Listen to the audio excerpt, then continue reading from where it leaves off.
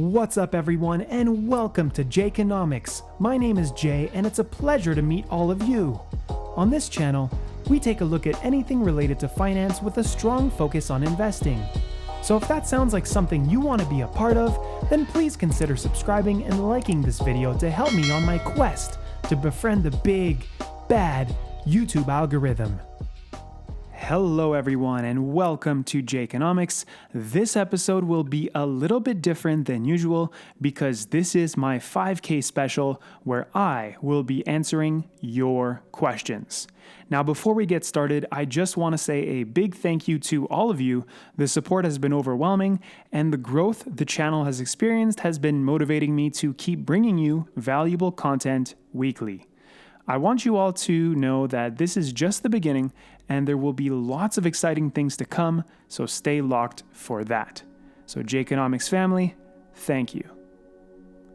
Before we get into it, anyone who isn't currently part of the Smart Money Squad on our Discord server, you should go join that right now. Lots of good dialogue and content in there. The link is in the description below. So make that thumbs up turn blue and subscribe if you're new. It really does help the channel a lot. And now without further ado, let's get into the video. So our first question of the day comes from Superstock Life, who asks, CloudMD, any advice about buying price and target price? Well, Superstock Life, at the $3.40 levels, I would have told you that buying at those highs was a bad idea. You never want to buy 52-week highs.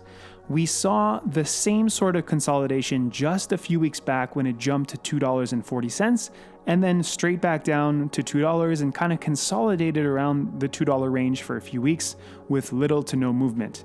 I think we may be seeing something similar right now, and I would expect the stock to hold a $3 range barring some unforeseen events. If you are planning on buying and holding the stock for a while, then you know how I feel about the bright future of this company. I have a large position in this company and I don't really do this usually and buy, companies under 100 million market cap.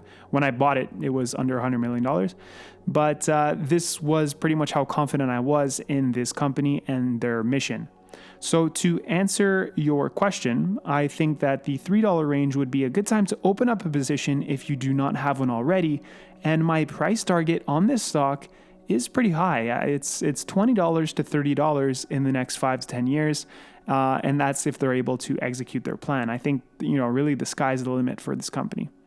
So thank you for the question, Superstock Life, and thank you for your support. Our next question comes from Chris, and he asks, congratulations, Jay. You are doing a fantastic job, and it's really appreciated.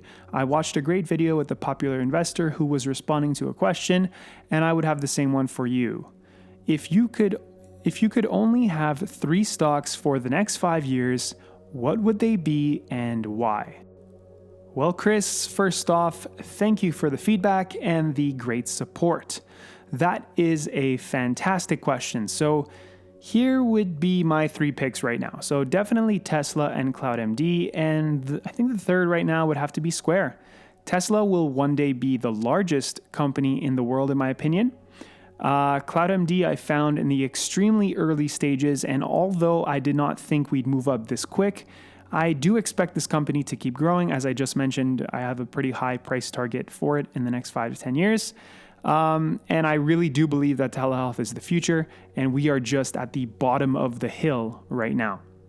It's got a lot of maturing to do, of course, but I'm sticking with my gut on this one. And Square because, well, I'm hyper bullish on Cash App and on Bitcoin and crypto in general. So Cash App will become the one-stop shop for everyone to do anything related to finance. That's kind of what I think. You can keep your money in there. You can use it as a bank. You can use it to pay when you're out at the restaurant. You can use it to transfer money to someone. You can buy stocks. You can buy Bitcoin, etc. So to that point, Square understands how important crypto will become. And, that's a whole other story. So what do these 3 companies have in common? Well, they all have a fantastic management team led by passionate and innovative CEOs that are focused on creating change for the betterment of people.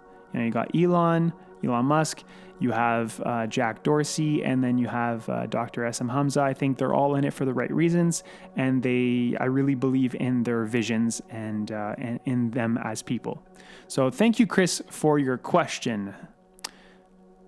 Next question comes from Vivian, and she asks, how do you get into investing, and what books or resources do you recommend for people to learn? So that's also a great question, Vivian. Thank you for that. So I used to be in debt. When I came out of university, I had a lot of debt. I was not financially stable. And honestly, my financial IQ was non-existent compared to now, if I'm being honest.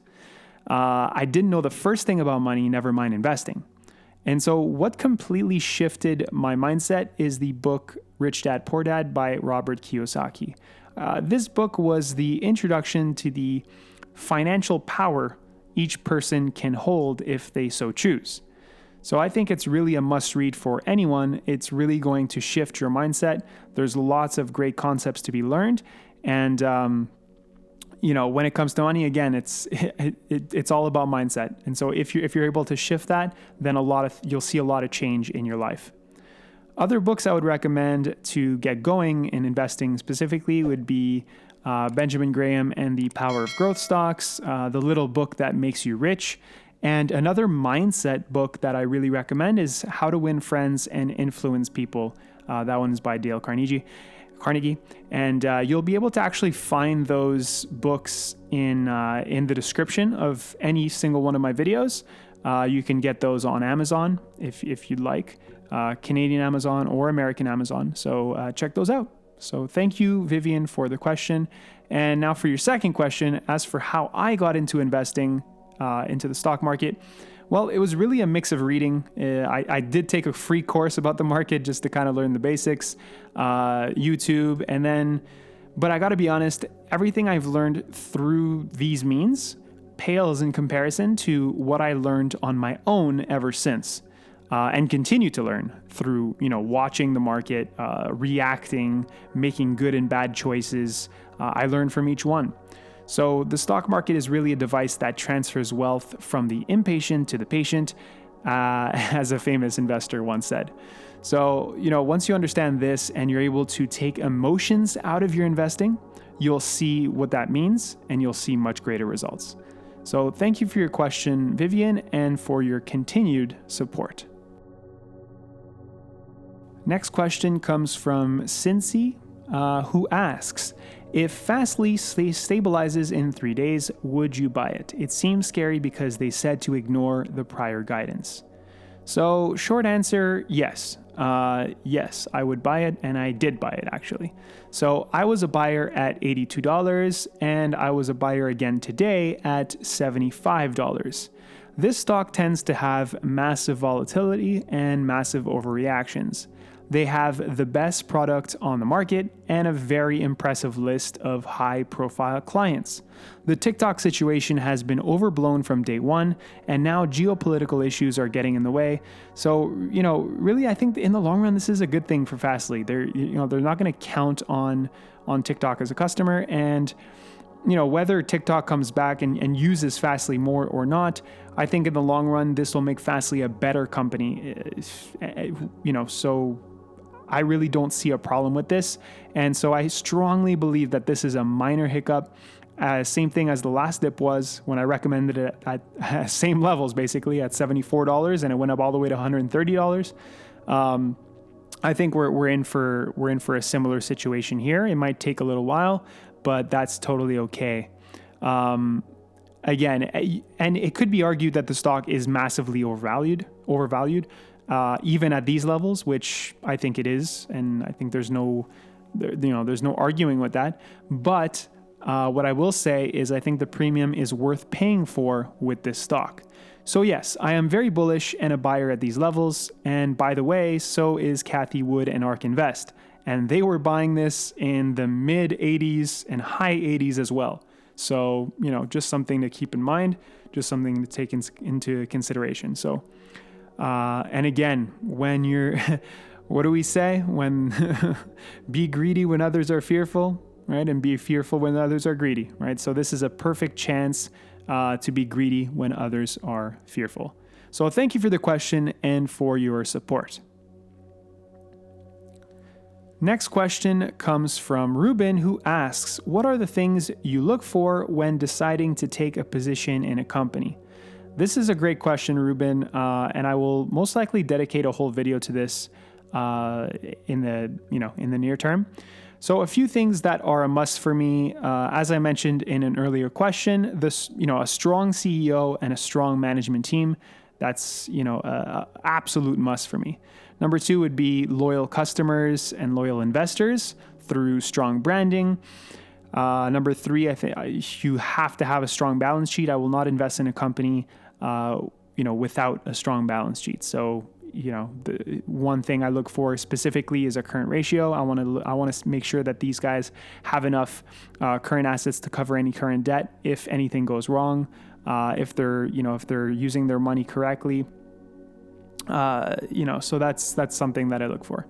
Number 4 would be strong revenue growth. So year over year, quarter over quarter, I want to see some big improvements. I look for, at least 50% revenue growth when I look into a company. And number 5, does it solve a problem? How big is the problem and what is the ceiling? So a lot of how I invest and how I find companies is really asking myself that question, right? What are the world's problems? What are we going to do to fix it?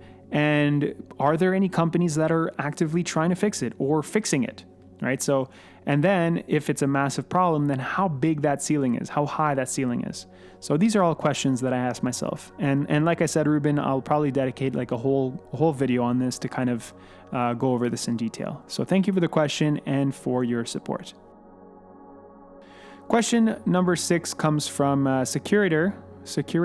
I don't know if I said that right, but anyways, this person asks, Jay, could you do a channel where you post your daily buys and sells?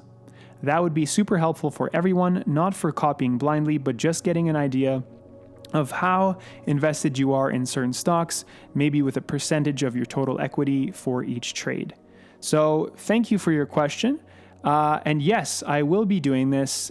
It will, however, be a private Discord channel in our current Discord server.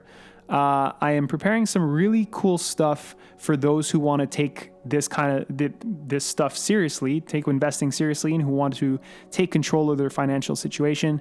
I want to do something special for you guys, and you'll have more access to me, as well as anything else that you may need. There's a lot coming, so just stay tuned for that. I will keep you posted on this. Thank you for your question and for your support. Next question comes from Donnie B, who asks, hey, Jakeonomics, can you do a video on buying long call options using Questrade? Some people like me learn by watching and doing, especially when it comes to money. I want to make sure I'm not and won't mess anything up. Thanks in advance. So thank you for the question, Donnie B. And sure, I can and I will. I definitely do understand your concern, and I'll do a tutorial video for options in the near future. Absolutely no problem. Thank you for your question and for your support. And all right, we got a next question here from Chris, who asks, what is your opinion on Greenlane Renewables? So Chris, thank you for your question. Greenlane Renewables has a lot of debt, about 48% of their equity, which is not something I like to see. That being said, they are expected to become profitable by 2021, but, and this is a big but, this is based on a growth rate of 113% next year. So if they cannot reach that, profitability will likely come later than that. So bottom line, I like what they're doing, but I'm not a fan of the balance sheet right now. So for now, they're on my watch list, but not a buy for me at this point. I do want to see more before investing my capital. So thank you for your question and for your support, Chris. Very much appreciated. And thank you for all of your questions. I really appreciate all of them. I really appreciate discussing with you. And I really enjoy this kind of stuff. So That wraps it up for today's 5K special. I hope you guys enjoyed this different kind of format. There was no real preparation involved. This is just answering your questions, and so I think I think this is an interesting kind of concept to do. So if you appreciated this kind of video, do let me know in the comments below what your thoughts are on this, and if you want to mention anything else that we discussed today, please feel free to ask or comment below. And guys, if this video brought you some value, then please smash that like button for me, as it really does help the channel a lot. And if you want more content like this, then don't forget to subscribe and turn on that notification bell to be notified when any new video comes out. And of course, please feel free to join the Smart Money Squad Discord server. See you there. Until next time, take care and invest smart.